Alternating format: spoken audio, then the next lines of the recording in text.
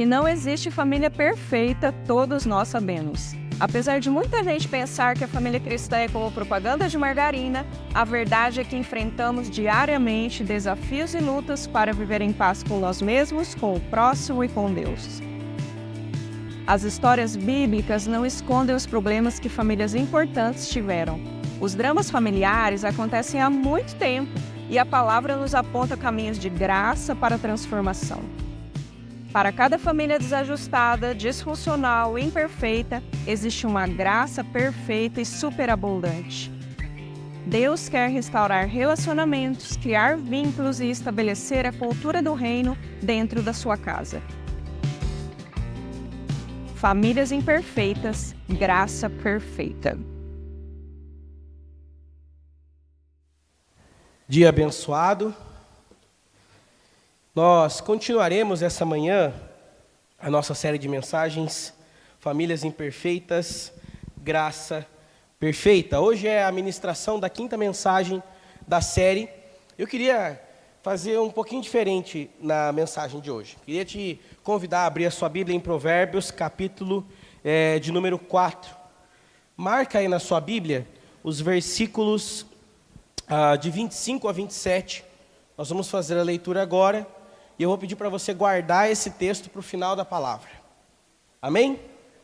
Provérbios capítulo 4, versículos de 25 a 27. Me acompanhe aí na leitura. Diz assim a palavra do Senhor.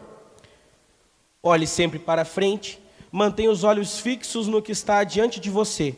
Estabeleça um caminho reto para os seus pés e permaneça na estrada segura. Não se desvie nem para a direita, nem para a esquerda, e não permita que os seus pés sigam o mal.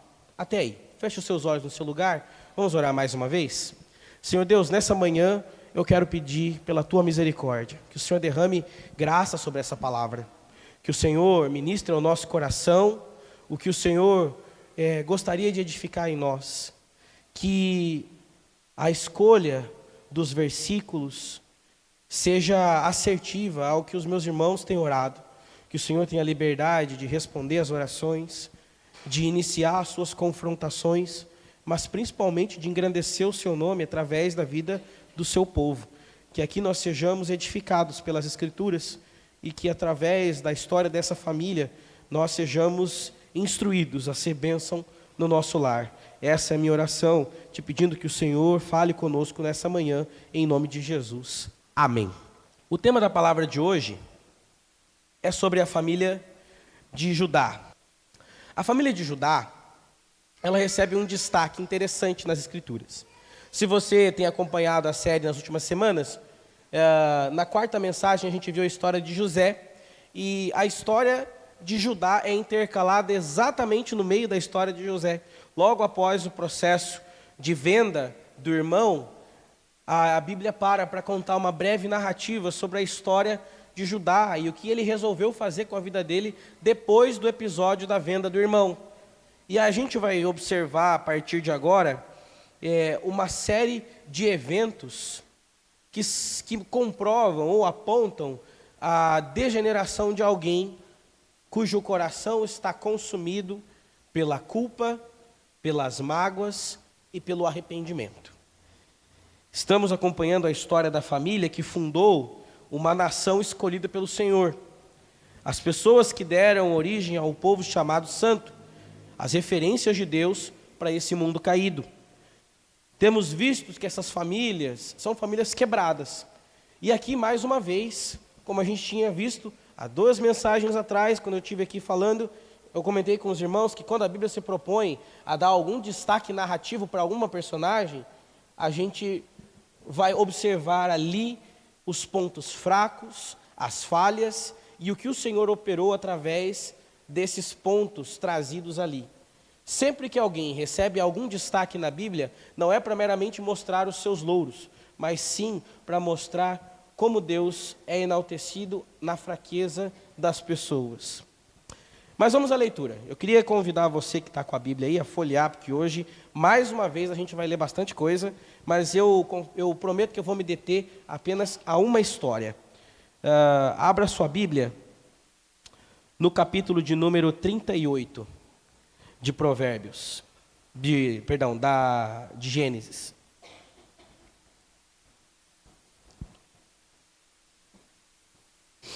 Leremos os versículos de 1 a 27. Se puder abrir a sua Bíblia, vai facilitar bastante a nossa dinâmica aqui. Vamos à leitura? Diz assim a palavra do Senhor. Por essa época, Judá saiu de casa e se mudou para Adulão, onde foi morar na casa de um homem chamado Hira. Ali, Judá viu uma mulher cananita, filha de Suá, e se casou com ela. Teve relações com esta mulher, e ela engravidou e deu à luz a um filho que chamou de Er. Ela engravidou novamente e deu à luz a outro filho chamado Onã.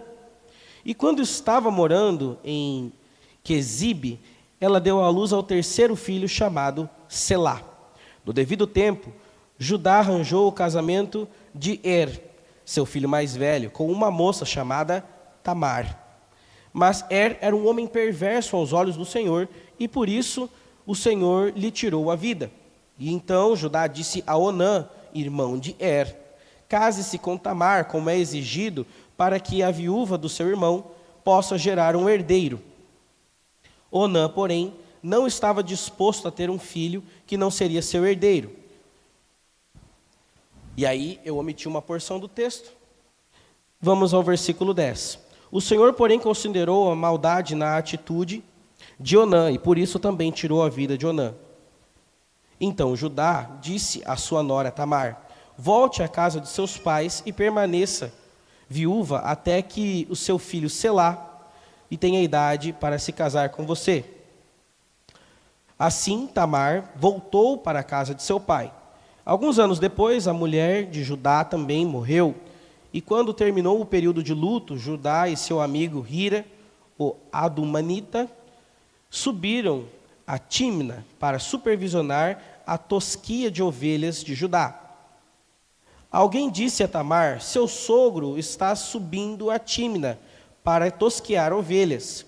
Tamar sabia que Selá já era adulto, mas nenhuma providência havia sido tomada para que ele se casasse com ela. Por isso, trocou as roupas de viúva e, para disfarçar-se, cobriu-se com um véu e depois foi sentar-se junto à entrada da vila de Enaim, no caminho de Tímna. Judá viu e pensou que fosse uma prostituta, pois ela estava com o rosto coberto. Ele parou à beira da estrada e, sem saber que era a própria nora, disse: quero me deitar com você. Quanto você me pagará para deitar-se comigo? Perguntou Tamar. Eu lhe mandarei um cabrito do meu rebanho, prometeu Judá. Mas o que me dá como garantia de que mandarás de fato o cabrito? Perguntou ela. Que tipo de garantia você quer? Ele replicou. Então ela disse: deixe comigo o seu selo pessoal, junto com o cordão e o cajado que você está segurando. Judá então entregou os objetos e teve relações com Tamar, e ela engravidou. Em seguida Tamar voltou para casa, tirou o véu e voltou a vestir-se como viúva de costume. Mais tarde, Judá pediu que o seu amigo Hira levasse o cabrito para a mulher e pegasse de volta as coisas que havia deixado como garantia. Hira, porém, não conseguiu encontrá-la. Perguntou aos homens que moravam lá: onde posso encontrar uma prostituta do templo que estava sentada na entrada de Enaim? Aqui nunca houve prostituta do templo, responderam eles. Então Hira voltou aonde Judá estava e lhe disse: não consegui encontrá-la em lugar algum. E os homens da vila disseram que lá nunca houve uma prostituta do templo. Versículo 23. Que ela fique com as minhas coisas, disse Judá. Mandei o cabrito como tínhamos combinado, mas você não a encontrou. Se voltássemos lá procurá-la, o povo da vila zombaria de nós. Uns 3 meses depois, disseram a Judá: sua nora Tamar se comportou como prostituta e por isso está grávida. Então Judá ordenou: tragam-na para fora e queimem-na. Versículo 25. Quando estava tirando de casa para matá-la, ela enviou a seguinte mensagem ao seu sogro: estou grávida do homem que é dono desses objetos. Olhe com atenção de quem são este selo, esse cordão e o cajado. Judá os reconheceu de imediato e disse: ela é mais justa do que eu, pois não tomei as providências para que ela casasse com meu filho Selá. E Judá nunca mais teve relações com Tamar. Quando chegou a época de Tamar dar à luz, descobriu então que teria gêmeos. Até aí. Nós estamos lendo aqui a história de um dos 12. O homem que batiza a nação e a religião até hoje. Esse homem passou por uma jornada de culpa e de responsabilidade que nos chama a atenção. Como está o coração de Judá? Ele, de acordo com a narrativa do capítulo de número 37, é o irmão que parecia ser um pouco mais ponderado, não optando por diretamente matar o irmão mais novo. Ele é aquele de quem o texto dá a entender que há um mínimo de misericórdia. Mas, mesmo assim, consente com o irmão ser abandonado e vendido como escravo.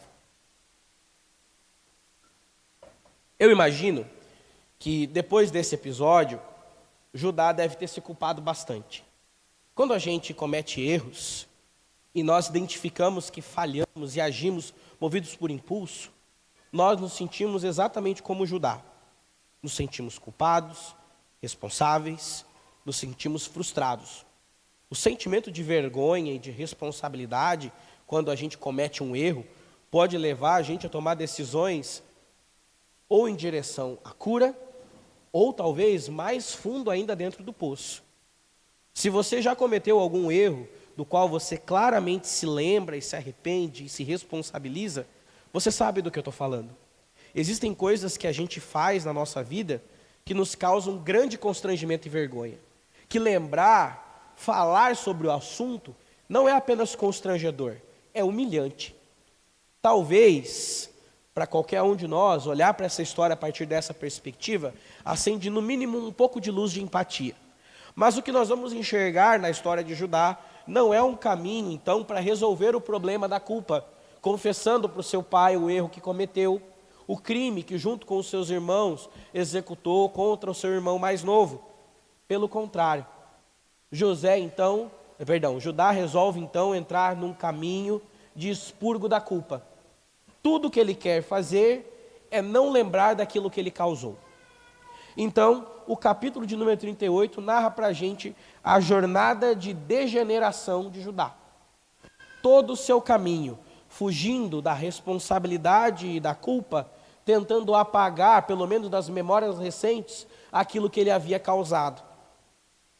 Antes de entrar nos detalhes disso, quantas vezes nós conseguimos piorar ainda mais problemas que nós causamos, tentando simplesmente esquecer aquilo que nós fizemos de errado?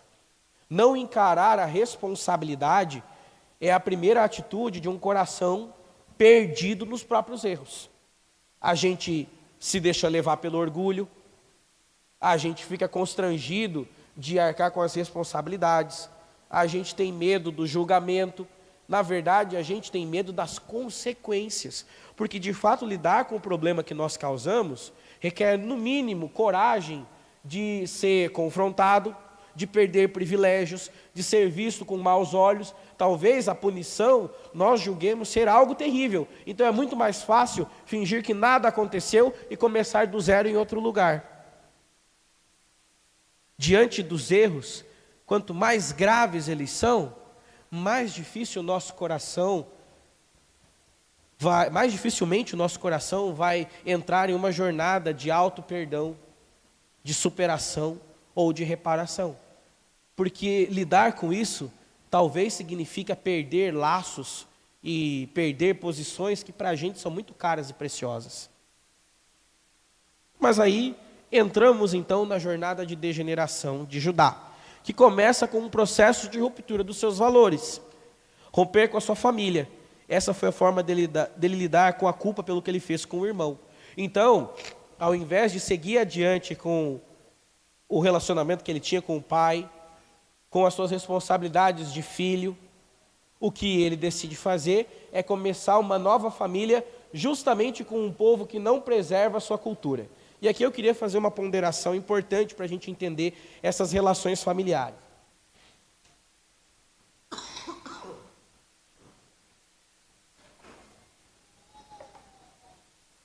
Naquele contexto, você já deve ter lido um versículo que diz assim: eu e minha casa serviremos ao Senhor. Esse versículo fala muito sobre como funcionava a cultura naquele mundo antigo. Religião não era uma questão de foro íntimo e pessoal. Religião era uma questão cultural. Se eu faço parte dessa família, o Deus do meu clã é o meu Deus. E isso não tem nada a ver com uma relação de pessoalidade. Tem a ver com cultura. Então, quando uma pessoa do povo de Deus se junta com alguém que não faz parte do povo de Deus, nós temos uma aproximação também religiosa. É basicamente como se eu incorporasse a cultura e a religião do outro à minha fé. Então, alguns traços culturais que não são ordenados pelo Senhor precisam ser cumpridos à risca, porque são traços culturais e porque sim. Por que eu tenho que forçar um dos meus filhos a se casar com uma nora viúva, dando filhos que eu acho que vão ser do meu filho que faleceu? Essa lógica só faz sentido dentro de uma cultura que entende que a religião e a vida prática dependem dessas alianças. Quando Judá se casa com uma mulher que não faz parte do seu povo, que não ama o mesmo Deus, que não guarda os mesmos mandamentos, que não tem a mesma herança familiar, que não guarda as mesmas promessas, ele está absorvendo para dentro da sua família idolatria, está absorvendo para dentro da sua família uma cultura nefasta, está trazendo para dentro da sua família toda uma visão de mundo que não tem absolutamente nada a ver com aquilo que o Deus de seus pais tinha. Porque agora Judá faz parte de um outro povo, em outro lugar, com uma outra família. Esse processo de ruptura pode ser para Judá uma forma de romper com as mágoas e as feridas do passado. Mas ainda assim, também significa romper com o Deus dos seus antepassados. Romper com os valores guardados por aqueles que são os seus familiares. Então, os princípios de certo e errado, justo e bom, correto, adequado, agora são colocados de lado, porque agora a minha família é outra. E eu também preciso levar em conta que a cultura da minha esposa é diferente. Aqui a gente já começa a entender por que é tão importante que um cristão, quando procura uma esposa, ou uma mulher cristã, quando procura um marido, encontre alguém que acredita no mesmo Deus, ou que guarda os mesmos princípios. Porque quando nós misturamos essas coisas, nós vamos abdicar de princípios que para a gente deveriam ser importantes e inegociáveis. Porque nós estamos então numa relação de fidelidade e de entrega com alguém que não está comprometido com os mesmos valores e princípios do que eu. Mas a partir do momento em que eu me dispus a me associar assim, eu já não estava mais comprometido com os mesmos valores. A primeira queda, a primeira degeneração de Judá é a degeneração dos seus valores. Nós começamos negociando os nossos valores, para que a gente consiga encaixar nele as nossas falhas. Uma vez eu ouvi uma frase que diz o seguinte: quem não muda de comportamento, muda de doutrina. É mais fácil mudar de igreja, mudar de religião e procurar um lugar onde o meu comportamento, que diante de Deus é pecaminoso, é aceito, do que de fato eu me curvar diante do ensino e da vontade de Deus. É muito mais fácil. Então é mais fácil eu achar um pastor que vai dizer que está tudo bem eu fazer sexo com a minha namorada antes do casamento, do que eu de fato me submeter ao entendimento do que Deus julga como certo, do que o processo de cura que Deus me puxa para fazer. Então eu prefiro procurar um pastor que vai falar sobre vitória, sobre seguir em frente. Eu vou procurar um ambiente que eu vou ser estimulado a romper com as coisas de lá de trás, para que eu não mais seja oprimido pelas cobranças da religião, mas eu possa fazer o que de fato eu quero. Então quem negocia os seus valores está dando o primeiro passo num caminho de degeneração. A gente começa abrindo mão dos nossos valores. Depois a gente está abrindo a nossa casa, abrindo a nossa boca, abrindo as nossas pernas, abrindo o nosso coração. Porque a gente já negociou os nossos valores.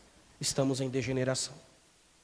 Nossa família pode ser, sim, também uma família degenerada, quando nós começamos negociando os nossos valores.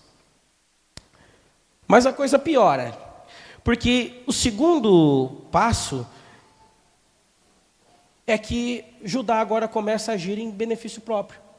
E o primeiro exemplo disso é que antes, se havia uma mínima preocupação em ser honrado, agora suas inseguranças e prioridades se invertem, e os compromissos não são prioridade. Então agora eu não tenho mais preocupação em honrar o cuidado com aquela mulher, é mais fácil devolvê-la. Agora eu não tenho mais essa responsabilidade, isso é um problema dela. Na minha Bíblia tem um colchete, que pode ser uma nota do tradutor, que diz que a motivação para que ele não oferecesse Selá como marido para Tamar é porque ele tinha medo de que o filho também morresse, como uma espécie de maldição que estava matando os filhos dele. Mas a história corrida, sem essa nota, nos dá a entender que Judá está sendo temeroso, está agindo baseado nos seus interesses, nas responsabilidades que ele gostaria de assumir ou não. Mas a coisa fica pior, porque é tanto benefício próprio que aqui vai uma nota de contexto também. O período de tosqueamento dos animais, de tosa, onde os animais eram preparados para ser coletada a lã, deveria ser feito antes do período das chuvas, para que fosse tratada a lã de forma a não perder todo aquele material. E nesse período, nessa janela de tempo, os homens que estavam afastados para cuidar dos animais entravam também em festas e comemorações. E é desse contexto que fica pressuposta a possibilidade de que Judá também estava indo para dar uma curtida com os amigos, para dar uma espairecida depois que perdeu a esposa.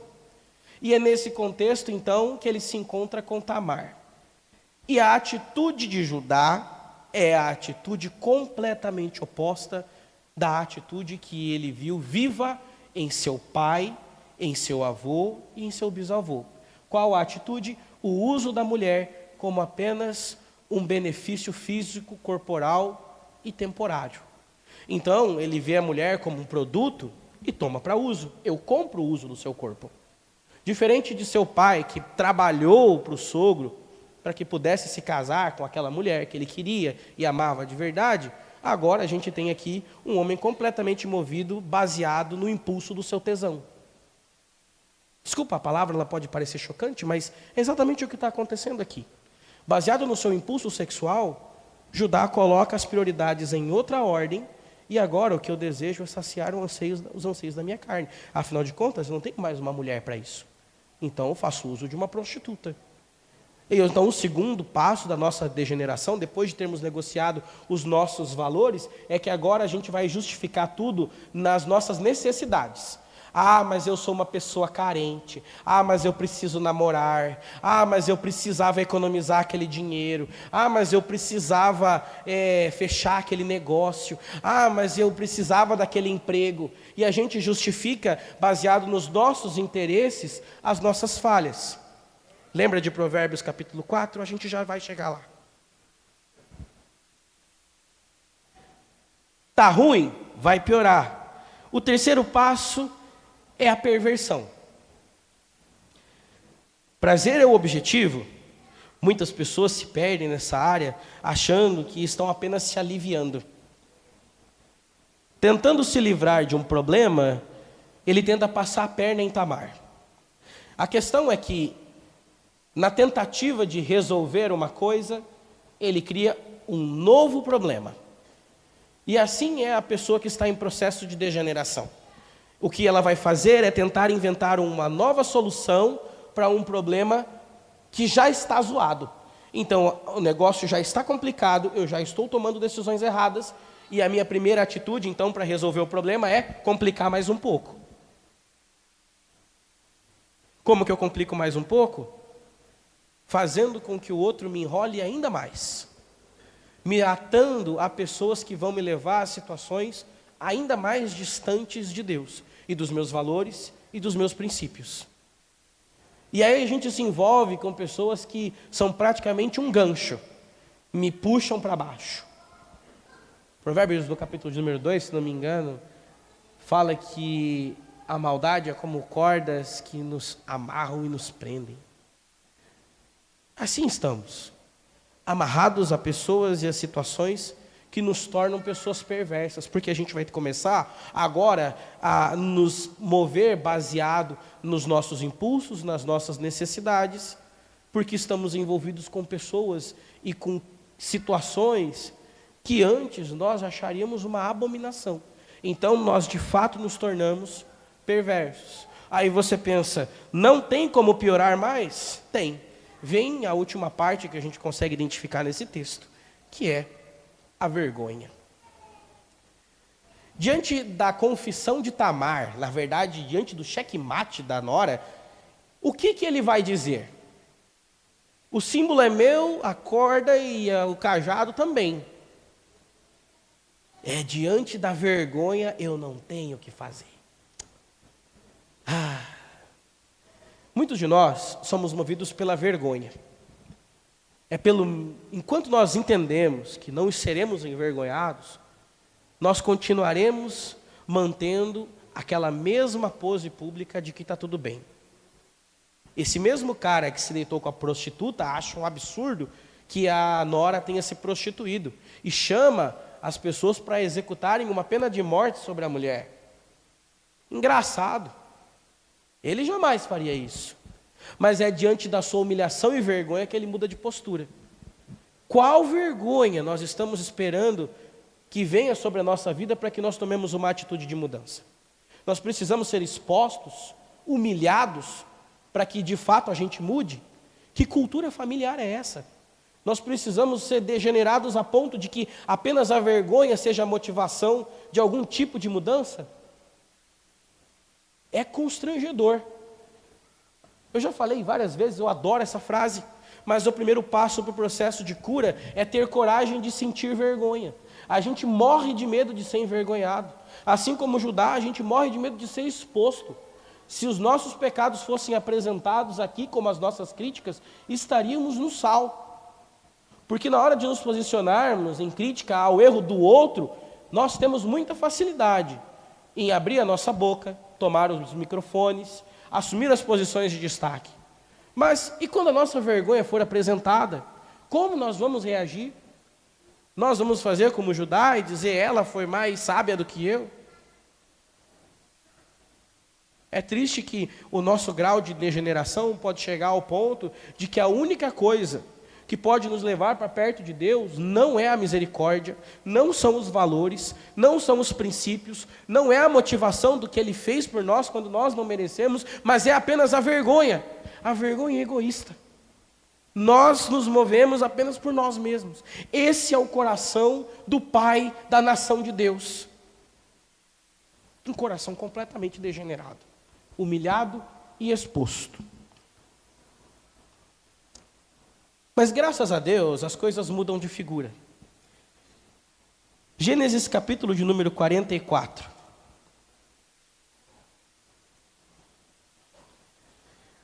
Leremos os versículos 8 e a partir do versículo 12. Versículo 8. Judá disse a seu pai, deixe o rapaz ir comigo e partiremos, do contrário, todos nós morreremos de fome, e não apenas nós, mas também nosso pequenino. Isso aqui é Judá argumentando com o seu pai sobre levar Benjamim diante do administrador do faraó. A história você já conhece. Versículo 12. O administrador do palácio examinou a bagagem de cada um, começando pelo mais velho até o mais novo, e o copo foi encontrado no saco de mantimento de Benjamim. Quando os irmãos viram isso, rasgaram as roupas, depois colocaram a carga de volta sobre os jumentos e retornaram à cidade. José ainda estava em seu palácio quando Judá e seus irmãos chegaram, e eles se curvaram até o chão diante dele. O que vocês fizeram? Exigiu ele. Não sabem que um homem como eu é capaz de prever o que vai acontecer? Judá então responde, meu senhor, o que podemos dizer? Que explicação podemos dar? como podemos provar a nossa inocência? Deus está nos castigando por causa da nossa maldade. Olha que interessante. Quem está falando isso aqui é Judá. Todos nós voltamos para ser seus escravos. Todos nós, e não apenas o irmão com quem foi encontrado o copo de prata. José, no entanto, disse: eu jamais faria uma coisa dessas. Apenas o homem que me roubou o copo será meu escravo. Os outros podem voltar em paz para a casa de seu pai. Judá então intercede por Benjamim. Versículo 18. E então Judá deu o seu passo à frente e disse: por favor, meu senhor, permita que seu servo lhe diga apenas uma palavra. Peço que não perca a paciência comigo, embora o Senhor seja tão poderoso quanto o próprio faraó.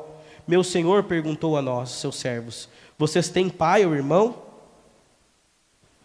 E nós respondemos: sim, meu senhor. Nosso pai é idoso e tem um filho mais novo, nascido em sua velhice. Então o irmão disse: filho, por parte de pai e mãe, este morreu. Ele é o único filho da nossa mãe e do nosso pai, e nosso pai o ama muito. A grande questão aqui é que nós enxergamos que Judá mudou. Se antes a gente via um homem preocupado com os seus próprios interesses, agindo baseado em esconder e suprimir as suas falhas, agora a gente vê um cara preocupado com o que o pai vai achar, com a verdade que ele vai ter que dizer para o pai sobre o que aconteceu, sobre a responsabilidade que ele assume e não os outros irmãos. Você consegue enxergar que o coração do Judá, antes da humilhação, é completamente diferente desse coração? Precisava passar por tudo aquilo? Talvez não daquele jeito, mas é esse coração humilhado que consegue entender que Deus pode agir com misericórdia, de que talvez haja a esperança de que no meio de tanta maldade, o justo seja preservado. Então ele olha para trás e reconhece as suas falhas, e enxerga que o problema estava no seu comportamento. Assumir a responsabilidade é a primeira parte desse processo. E olha que interessante. É resolvendo problemas internos que a gente frutifica misericórdia. Enquanto estivermos nutrindo os nossos pecados com justificativas, estaremos adiando o processo de cura na vida de outras pessoas. Judá precisou ser humilhado para encarar os seus erros do passado. Somente tomando, de fato, atitudes de responsabilidade e de entrega, ele consegue romper com a própria ruptura. É somente quando ele assume a responsabilidade que o processo de degeneração é encerrado. E a gente começa a enxergar uma jornada de restauração. E aí esse homem que não ama, age por impulso, começa então a estabelecer uma relação com os seus irmãos, com o seu pai e com a sua família, uma nova cultura completamente diferente. Você lembra de Provérbios capítulo 4? Vamos ler de novo agora. Versículo de número 25. Abra na sua Bíblia e leia com atenção. Olhe sempre para frente. Mantenha os olhos fixos no que está diante de você. Estabeleça um caminho reto para os seus pés e permaneça na estrada segura. Não desvie nem para a direita e nem para a esquerda. Não permita que os seus pés sigam o mal. Sabe uma coisa? Olhar para frente, manter o foco, seguir o caminho, não se desviar nem para a direita, nem para a esquerda, não negociar, não fazer concessões, evitar o mal, não se corromper, não permitir que a maldade venha sobre a nossa vida, andar sobre caminhos retos, é o que o Senhor e o provérbio nos propõem. Mas quando nós começamos a andar nesse caminho, nós passamos a achar bons motivos para transgredir. E quando nós começamos a achar boas justificativas para as nossas transgressões, para as nossas escapadas, para nossas pisadas à direita e à esquerda, quando a gente começa a dizer que tem uma razão pela qual a gente fez alguma coisa, pela qual a gente se desviou do caminho, aos poucos a gente vai perdendo o nosso senso de certo e errado. E a gente vai começando a ter dificuldade para diferenciar o mal necessário do mal conveniente. Quando nós chegamos nesse ponto, onde nós justificamos as coisas erradas que nós fazemos, nos tornamos como Judá, nos tornamos pessoas perversas. A recomendação da Bíblia é que nós ponderemos o nosso caminho a caminhar uma jornada reta. Ser reto, meu irmão, significa que a nossa conversa não faz curva, que o nosso comportamento não é torto, que as coisas que a gente fala estão retamente alinhadas com aquilo que a gente vive. Significa que o nosso caráter, ele é ilibado, mas não porque a gente é o bonzão, mas é porque a gente tem muito temor do Senhor, porque nós queremos caminhar debaixo da graça. Não há caminho torto debaixo da graça, não há. Enquanto nós tentarmos fazer dos nossos caminhos tortos um caminho de graça, a única coisa que nós vamos ensinar para os nossos filhos é mesquinharia, orgulho, dissidência, confusão, briga, falta de responsabilidade, transferência de culpa, impulsividade. É o que nós vamos reproduzir. A quebra disso está em nós tomarmos a atitude de vivermos como uma família que vive da graça. A história de Judá poderia terminar de forma terrível. Um homem humilhado e morto, com um legado destruído pelos seus pecados e pelas suas escolhas erradas. Talvez, meu irmão e minha irmã, por mais crente que você seja, você tenha escolhas erradas que marcaram a sua vida. Mas não é elas que vão definir como a sua família vai viver, mas sim o seu processo de restauração. A sua família não é constituída da sua degeneração, mas da sua jornada de restauração. Sabe o final da história? Deixa eu contar para você. Mateus capítulo 1, versículos de 1 a 3. A genealogia do nosso Salvador. Este é o registro dos antepassados de Jesus Cristo, descendente de Davi e de Abraão. Abraão gerou a Isaque, Isaque gerou a Jacó, Jacó gerou a Judá e seus filhos. Judá gerou a Pérez e Zerá, cuja mãe foi Tamar. Quem era o filho do coração bom que a gente leu antes? Não era José? Benjamim não tem nada contando dos podres desse cara. Por que Judá? Por que Tamar? Por que essas pessoas? Porque o caminho de graça é muito maior do que o caminho de degeneração. Porque o legado da graça é maior do que o legado da desgraça. Porque as coisas que nós desconstruímos na vida dos nossos filhos e da nossa própria história não são maiores do que a graça restauradora. O perdão e a graça são derramados. A história é reescrita. Mas o processo não é de boa. Deus derrama sobre nós perdão, graça e restauração. Escreve a nossa história de novo. Deus nos coloca num caminho de honra, mas nós precisamos trilhar o caminho da vergonha e da restauração.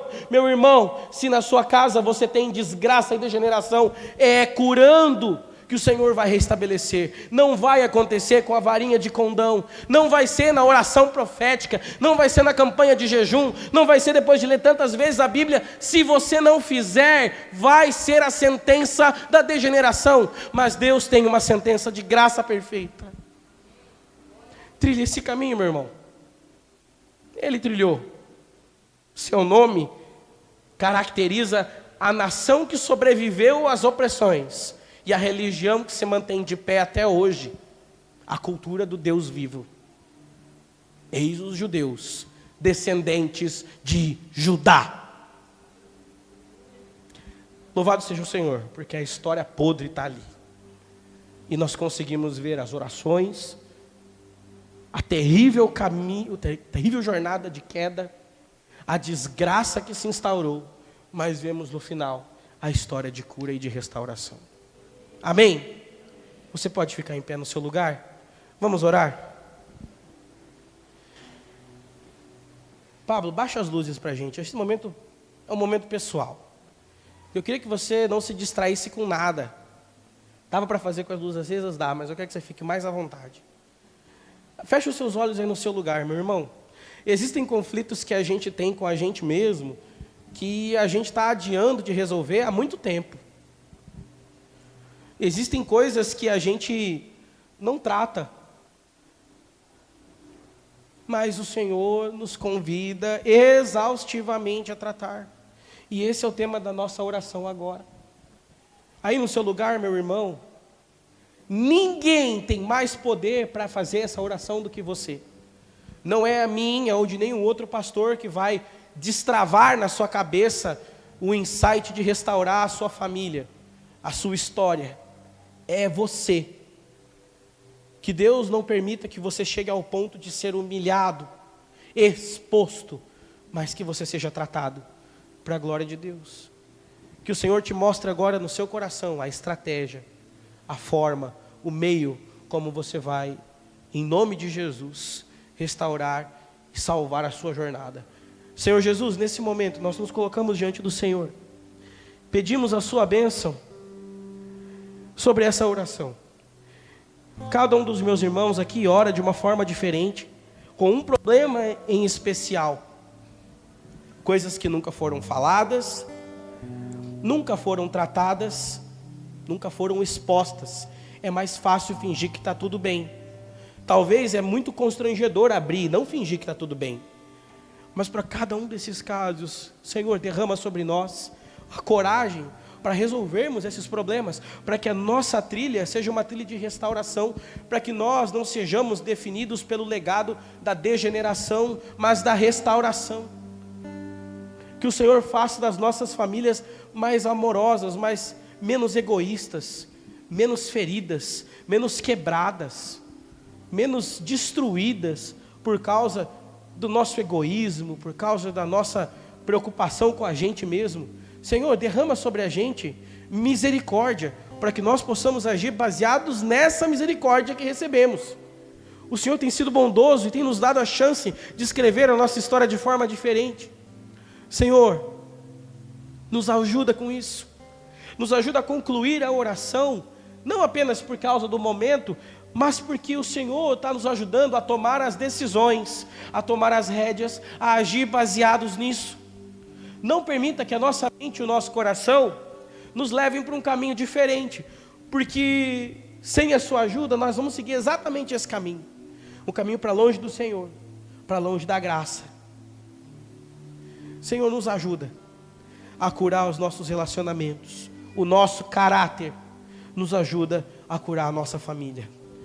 Assim eu oro pedindo que o Senhor derrame sobre cada família aqui representada a cura do Senhor, a esperança e a palavra de vida. Que nós não sejamos aqueles que carregam o legado da degeneração, mas sim o legado da graça perfeita. Assim oramos em nome de Jesus. Amém e amém.